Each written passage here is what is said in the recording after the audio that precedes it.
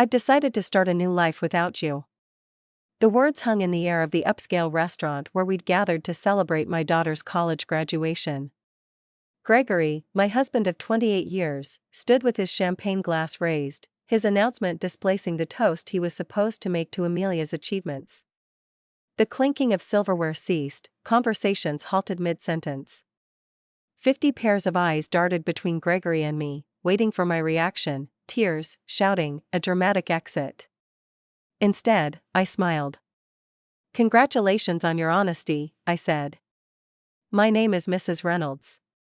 I am 54 years old, and until this moment, I had played the role of devoted wife and mother perfectly. I put my career on hold to support Gregory through 3 business ventures, 2 career changes, and countless finding himself phases. I raised our brilliant daughter Amelia, who sat beside me now, her graduation cap perched on her head, her expression frozen in horror. From the corner of my eye, I saw Cassandra Wells, Gregory's much younger girlfriend, shifting uncomfortably at the back table with people I had considered friends for decades, the same friends who apparently knew about the affair but never told me. The same Cassandra who had attended our Christmas parties and once called me for career advice. With practiced calm, I reached into my handbag and pulled out a sealed cream-colored envelope. I placed it gently beside Gregory's plate. "What's this?" he asked, his triumphant expression faltering. "Something for you to read later," I replied, steady. I turned to Amelia, whose face had gone pale. I kissed her cheek. "I'm so proud of you, sweetheart. This day is still about your accomplishment." Then I stood, smoothed my dress, and addressed our stunned guests. "Please enjoy your meal. I wish you all a lovely afternoon." With that, I walked out, head held high, feeling 50 pairs of eyes following me. The heavy door swung shut behind me, cutting off anxious murmurs. Outside, the Augusta summer heat hit me like a wall, but I welcomed it. For the first time in years, I could breathe freely.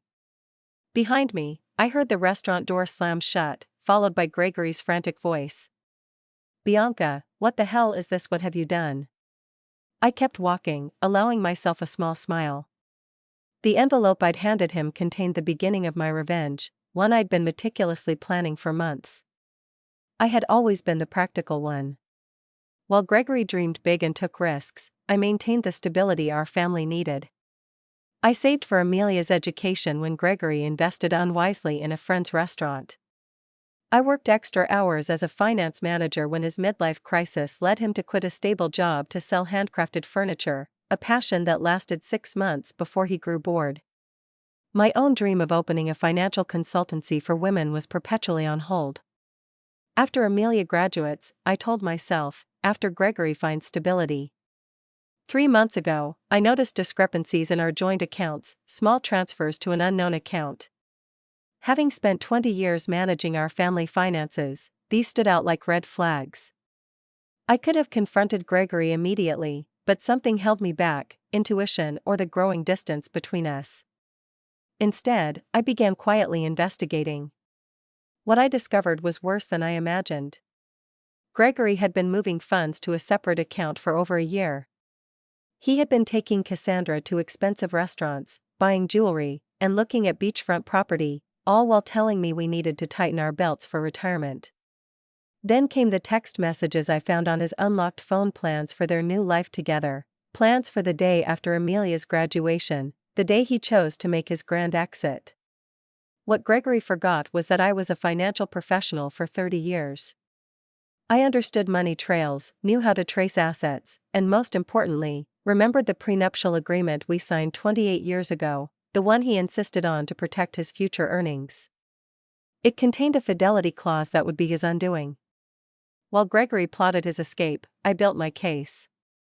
I consulted attorneys, documented every hidden transfer, gathered evidence of their affair, and prepared divorce papers. I timed everything perfectly, knowing he wanted to wait until after Amelia's graduation to avoid ruining her day. What he didn't expect was that I would serve the papers the morning of the graduation, before his announcement, but with the papers safely hidden in court records. I didn't return to the restaurant. Instead, I drove to our home, a spacious colonial in Augusta's historic district, the house Gregory had already promised to Cassandra, according to texts I had seen. I parked and calmly entered what had been our shared space for over a decade. Everything looked the same: family photos, my father's antique grandfather clock, the worn leather couch where we had dreamed of our future. Yet everything had changed. Upstairs, Gregory's clothes were packed in suitcases, hidden in the back, ready for his planned departure. I smiled at his predictability. He was meticulous about clothing but careless about important things. My phone buzzed with messages from friends, Amelia, and Gregory's sister Diana, who had flown in for the graduation. I responded only to Amelia. "I'm okay. This isn't your burden. Enjoy your day. We'll talk tonight. I love you." I had protected Amelia from the truth for months, not wanting to overshadow her final semester. She would be angry I hadn't told her, but I knew she would understand eventually. Amelia had inherited my practicality and her father's charisma, a powerful combination that helped her graduate with honors. 3 hours later, Gregory's car arrived. The front door slammed. "Bianca!" he shouted, voice echoing. "Where are you?" I was calmly reviewing documents on my laptop. I closed it as he stormed in, face flushed with anger, the envelope clutched in his hand. "What is the meaning of this?" he demanded, waving the papers. "You served me divorce papers today of all days." "I thought it aligned nicely with your plans," I replied calmly. "You wanted to start your new life. I'm simply facilitating the transition." "You had no right." "I had every right," I interrupted, steady. "Just as you had every right to choose Cassandra. We all make choices, Gregory." "The prenup expired years ago," he said smugly. "Any lawyer will tell you that." I smiled. "Actually, it didn't. Section 12 states the fidelity clause remains for the duration of the marriage. Your lawyer should have explained that." "Oh wait, you didn't consult one, did you?" The color drained from his face. The prenup he insisted on to protect his wealth would now cost him everything: the house, the vacation property, his retirement accounts. His grand gesture at the restaurant had become the most expensive announcement of his life. "You can't do this to me," he said, collapsing onto the couch. "We built this life together, and you chose to end it," I replied. Gregory's phone buzzed. Cassandra, no doubt, wondering where he was and why he wasn't following their plan. "You've always been calculating, Bianca, but this is cold," he said, trying a different approach. "What about our history? 28 years together means nothing." I studied him, the man I had loved for nearly 3 decades, who had held my hand through 2 miscarriages, who surprised me with a trip for our 10th anniversary. When had he changed, or had he always been this person, and I was too devoted to notice? "Our history meant everything to me," I answered truthfully. "That's why your betrayal hurt so deeply." His expression softened. "Then maybe we can fix this." "I made a mistake." "People make mistakes." "This wasn't a mistake, Gregory. This was a calculated plan spanning more than a year. You moved our money, looked at property with her, planned a public separation to humiliate me." His face hardened. "You're exaggerating." "Am I?" I picked up my phone, opened the recording app, and played his voice. "After the graduation, I'll tell her it's over. A public setting is better. She won't make a scene." Then Cassandra's voice. "And she has no idea about the money." Gregory, again, none. "Bianca trusts me completely." "That's her weakness." The blood drained from his face. "You recorded our conversations. That's illegal." "Not in Georgia when one party consents," I replied. "And not in your own home." "I didn't record private moments with Cassandra, just conversations about your plans to defraud me." Gregory stood agitated. "I need to make some calls." "Of course," I said. "Your attorney might be a good start." "I'll be staying at Diana's tonight." "Diana's?" he sputtered. "My sister's house." I nodded. "She's quite upset with you. She was the one who first spotted you and Cassandra together last Christmas." "She didn't tell me." She confronted you first. You promised it was nothing, that you'd end it. When she realized you hadn't, she came to me. This was another blow he hadn't anticipated. Diana and I had always been close, but Gregory never imagined his sister would choose my side. Everyone's betraying me, he muttered. Ironic, isn't it? I gathered my purse and overnight bag. You have until tomorrow evening to remove your things. After that, the locks will be changed. As I headed to the door, Gregory called after me, desperation in his voice. What about Amelia? Have you thought about how this affects her? I paused, anger breaking through. Don't you dare use our daughter as a shield. You weren't thinking about her when planning your beachfront life with Cassandra. His phone buzzed again. He looked at it and groaned. Problem. Cassandra is at the apartment already. She's moved her things in. I smiled. The apartment you put in both your names, the lease you signed last month. Gregory nodded, confused. You might want to check with the leasing office. That application was flagged for credit issues and never completed. The agent called our home to verify. I handled it myself. I walked out, leaving Gregory to face the consequences. His perfect new life was unraveling faster than he could process. Diana lived in a charming bungalow near the university where she taught literature. When I arrived, she greeted me with a fierce hug. I just heard from Amelia, she said. Are you okay? I'm better than expected, I admitted. I never thought Gregory would make such a spectacle, Diana said, pouring wine. The restaurant, in front of everyone. He's lost his mind. It was meant to humiliate me, I explained. A public rejection so I couldn't fight back without looking hysterical. Diana's face darkened. My brother always had a flair for drama, but this is beyond anything I expected. We settled in her sunroom, surrounded by plants and bookshelves. Diana had never married, preferring independence and academia. Over the years, I envied her freedom. What did you put in that envelope that made him so upset? She asked. I explained the divorce filing, evidence of financial deception, and the prenuptial agreement that would leave him with far less than planned. The prenup, Diana said, amused. I remember when he insisted on it. Father had just given him money for his first business, and he was worried about protecting it. She laughed bitterly. The irony is delicious. My phone rang. Amelia. I took a deep breath. Mom, she said, voice strained. I'm coming over to Aunt Diana's. Honey, you don't have to. I'm already on my way, she interrupted. Dad is telling everyone you've lost your mind, that you've been planning this for months. He's saying horrible things. Of course he was, I said. Gregory always rewrote narratives to cast himself as the victim. Let him talk. The truth will become clear. 20 minutes later, Amelia arrived, still in her graduation dress but with smudged makeup from crying. She fell into my arms like after a nightmare. Why didn't you tell me? She asked, voice muffled. I didn't want to ruin your final semester, I explained. You worked so hard.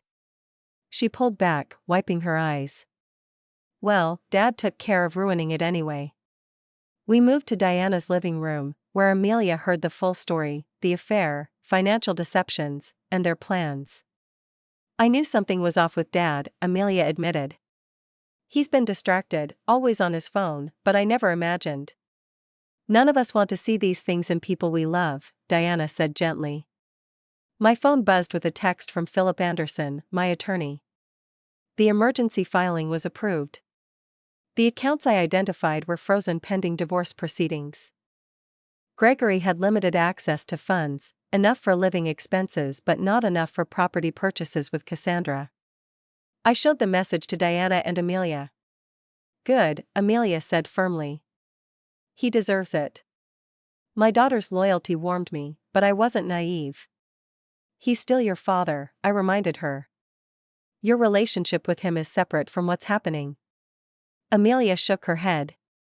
Maybe someday, but right now I can't even look at him. He hugged me this morning and told me how proud he was, all while planning to blow up our family. Hours later, the doorbell rang, interrupting our conversation. Diana answered, returning with a troubled expression.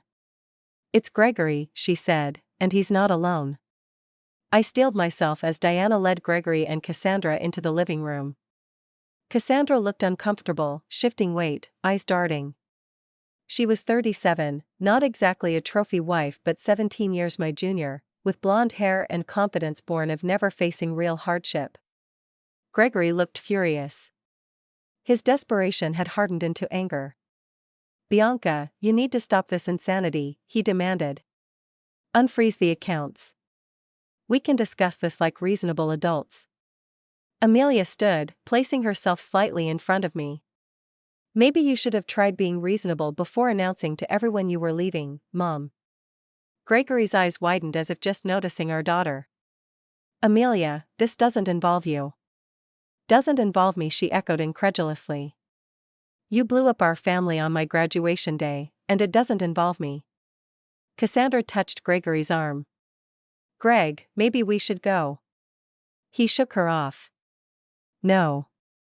I'm not leaving until Bianca agrees to be rational." Diana folded her arms.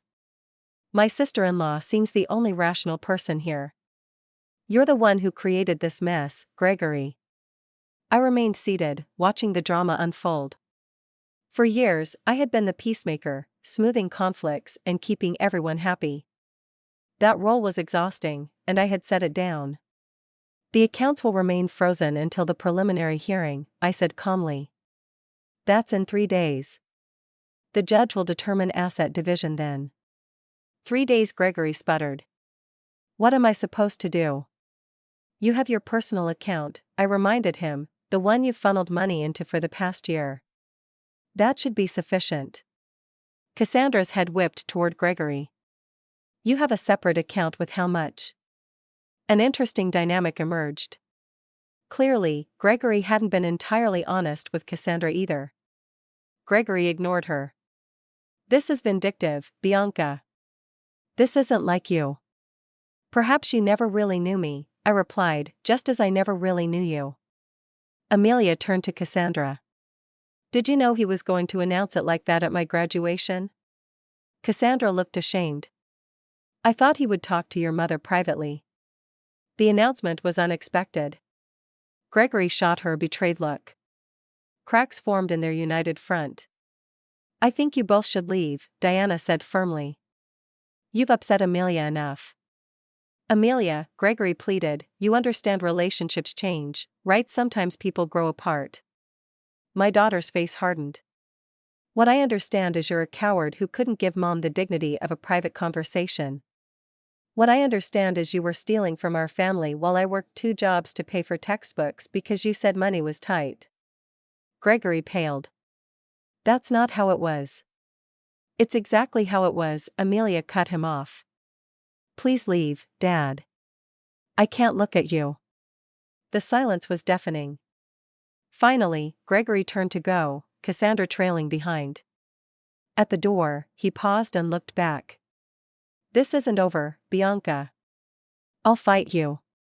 I met his gaze steadily. "You're welcome to try." After they left, Amelia collapsed next to me, tears streaming. "I've never talked to Dad like that." I wrapped my arm around her. "Sometimes standing up for what's right is painful." Diana brought fresh wine. "To new beginnings," she said, raising her glass. Indeed, I thought. This ending was just the beginning. The preliminary hearing took place on a rainy Tuesday. I arrived with my attorney, Philip, while Gregory came with a hastily retained young associate specializing in corporate law. Not family matters. His poor choice was another consequence of rushed planning.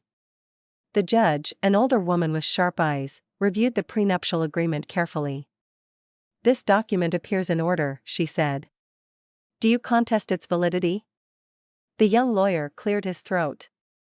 "Your Honor, we believe the agreement has expired due to time past. Section 18 states the duration is for the term of the marriage plus any legal proceedings." "There is no expiration date," the judge read aloud. Gregory whispered urgently to his lawyer, who looked uncomfortable. Furthermore, the judge continued, evidence of systematic fund transfers appears to violate financial disclosure requirements. She shuffled papers, then looked up. I rule to maintain the freeze on joint accounts pending discovery. Mr. Caldwell's personal account remains accessible. The family home remains in Mrs. Caldwell's possession during proceedings, as stipulated in the prenuptial agreement's infidelity clause. Gregory's face flushed dark red. "This is outrageous," he muttered. The judge fixed him with a stern look. "Mr. Caldwell, review the agreement you signed. This court will reconvene in 30 days for the full hearing." As we left, Gregory caught up to me. "Bianca, please, we need to talk reasonably. 28 years together has to count." "It counted for everything," I replied, "until you decided it didn't." I walked away, leaving him alone, the weight of his choices sinking in. Word spread quickly. Friends called, some supportive, others gossiping. I maintained dignified silence, saying, "Gregory and I are separating. These things happen." Meanwhile, Gregory's carefully constructed facade crumbled. The financial freeze meant he couldn't follow through on promises to Cassandra. The beachfront property fell through. The luxury car deposit was cancelled. 2 weeks later, Diana called, amused. "Have you heard Cassandra moved out already?" I wasn't surprised but impressed by the speed. She discovered Gregory's business wasn't doing well, and the savings he claimed didn't exist. She told her friend Jennifer she didn't sign up to date a man with financial problems. I laughed. He was always good at creating illusions. Meanwhile, I rebuilt financial security I had always maintained separately. It gave me freedom Gregory hadn't anticipated. I rented a small office downtown and began setting up the consultancy I'd dreamed of for years. My first clients were 2 women going through divorces. Word of mouth brought more. I specialized in helping women understand finances during major life transitions, divorces, widowhood, career changes. The work was fulfilling in a way my corporate job never was. Amelia, who accepted a marketing job in Charleston, called regularly. "I'm so proud of you, Mom," she said after I described my growing client list. "You're helping people during their worst moments." "I'm just doing what I wish someone had done for me," I replied. Preparing women for whatever might come, being needed for my expertise rather than caregiving was empowering. The woman who wants to find herself as Gregory's wife and Amelia's mother had discovered a new identity: mentor, business owner, advocate. The envelope I handed Gregory at the restaurant wasn't just my escape plan. It was the key to a door I never knew existed. Behind it, I found not just revenge but reinvention. In securing my financial future, I reclaimed something far more valuable: myself.